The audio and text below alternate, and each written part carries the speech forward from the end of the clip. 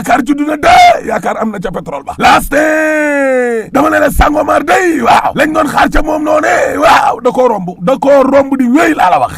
maa la ko wax dama ne la xel dal na kon ca pétrole boobee box boobu ne dëgg la gis nga suñu toolu pétrole yi nga xam ne moom moo am na ca Sangomar googee waaw 2,96 barils de pétrole laa la wax brut ci décembre 2024 bi lée ñëw dama ne la mu waroon a togg nag maanaam ci at bi lée toll na nag léegi ci fukki millions ak juróom benn laa lay wax ni lée yu toftal kon juróom-ñeent 16 millions 900 de barils te moo ni 11 millions day 700 de barils googee foofee lañ ko wéeroon waaw dama ne la at bi laa lay wax ni lee lu ci tolloog daanaka ñaar fukki millions ci ay barils yu manqué tuuti la pétrole bi génnee laa la wax la ilaha illallah les fa yéene kaay ne dama ne la production pétrole boobee waaw Sénégal day la ñu doon xayma ci 2024 dama ne la romb na ko laa la wax di wéy le grand panel ne dëgg la dama ne la gis nga weeru décembre bi lée décembre ba battre na record ba laa la wax dama ne la yaakaar juddu na bu ñu kenn